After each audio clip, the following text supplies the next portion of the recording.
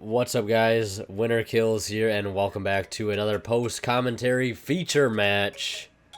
We're getting back to the feature matches. Had actually a pretty decent-sized locals the other day, and was able to record quite a few feature matches from there. And so yeah, I think this is the first round that I think I ended up recording. They're not in like any particular order. They're just from the tournament we had. 8-man tournament, not too big, but one of the bigger ones we've had in a while, so that's good. But Satellarknights versus Atlantean Mermails. Me piloting Atlantean Mermails are on the left.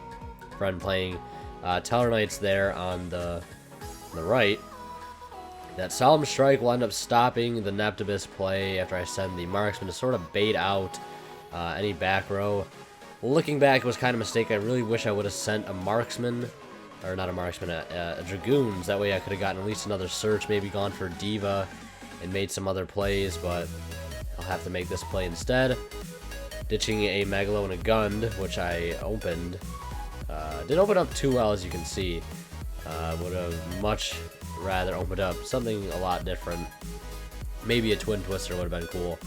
But, you know, you got to work with what you got. 2 Megalos on board with the Mizuchi. Swinging over. Opting not to go for the double attack because I don't think I need it. Rather keep that on board. I summoned the Teus afterwards. I probably should have summoned it first. Maybe for a little extra damage, but I really just wanted to overlay with it. And I think that's what I ended up doing. And he is playing Kaijus in his build, which is important to take note of. So I go for the Red Eyes Flare. Figure if he does get a Slumber, I can, survive it. And if he does get a Kaiju, I give him the option to either search, or I give him the option to get rid of one or the other, which will be pretty much beneficial for me in either situation. Keep a 3200 Megalo with Spell Negation, or keep the Red Eyes Flare, which is continuously burning him anytime he activates and resolves a card effect. So I'll take the 500 for the Slumber. He's going to put it over top of the Red Eyes Flare.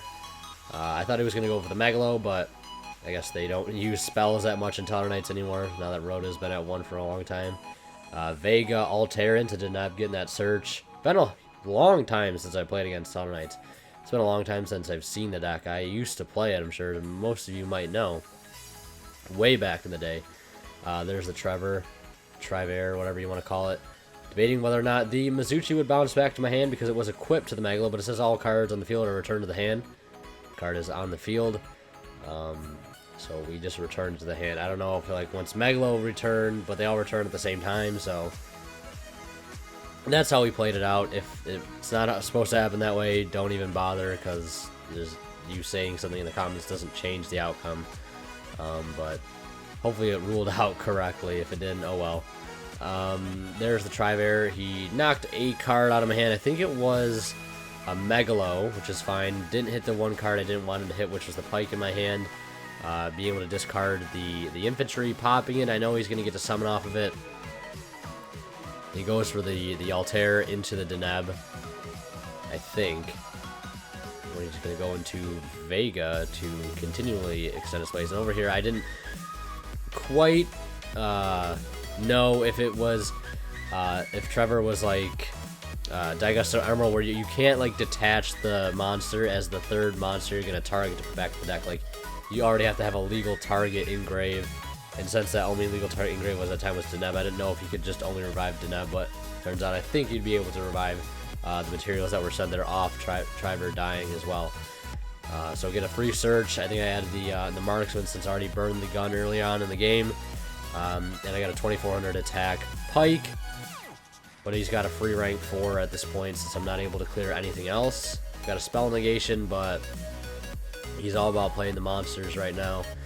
So Mizuchi is absolutely doing me no help at all in this matchup. Wasn't really how I thought it was going to play out in the end. I didn't think Satellarknights were going to give me too hard of a time, but that ended up happening. There's the Yunkalai foolishing a Satellarknight, and he's going to go into a 3 level 4, rank 4, the Delta Rose, and going to go for the pop on the Pike, taking 2500 directly, and he'll pass it over to me. Luckily, no other plays to continue on. I'm going to summon the Aqua Spirit just so I can switch this thing to defense during his turn. That way, I can save some life points. Play a little conservative, but of course, he can still just pop the Aqua Spirit either way, regardless of what position he's in. And going to be going for, I think, another Tellarknight play. I think that is an Altair in hand. Yeah, summoning Altair, going into Vega, going into an Uncle-I. Swinging in for 17 and 18, which I think ends up being game exactly. Or maybe by 100. But I'm going to scoop anyways. Didn't open up too well that game. Open up noticeably better this game, and you'll all see what I mean by that. There is the Neptibus starting off. You know it's a good turn when we got Neptibus. Sending Dragoons. And gonna get a Sea Serpent Search and an Atlantean Search. Adding Megalo and Dragoons. Going to summon Megalo, discarding a Dragoons. I've got a Moulin Glacie in my hand. Don't know if I want to keep it though. Whether it's going to be viable this turn. I end up discarding it anyways. I know one of the test hand videos where I started the turn by getting rid of Moulin, later to find out that if I would have just kept it in my hand, I would have been able to use it. I don't think that's how this turn played out, because I am going first, so I'm not able to do any tribute shenanigans with Neptibus and Megalo. Double Aqua Spirit, though, coming in clutch. To go for the Bahamut Shark. I am playing 3 Aqua Spirits. If you want to see a deck profile of this deck, nothing's really changed since the deck profile. Nothing's changed at all. If you want to see the deck profile for it, you can just go in the description. The link should be there. And the build honestly played so well at this tournament. And I played pretty much a decent variety of things during the 5 rounds that we ended up playing. And it was really, really consistent, really solid the whole time. And there was only one change I wanted to make. And I didn't want to play the Toad engine. I felt this build is far superior. And I didn't want to play the Hoban-esque style build. The only changes I think I would want to make would be to add a Crystron Quandax to the extra deck. Because I think there were several points during the tournament where I thought having a Diva to have the option to make a level 4 water would have been more helpful than going into a synchro like Herald.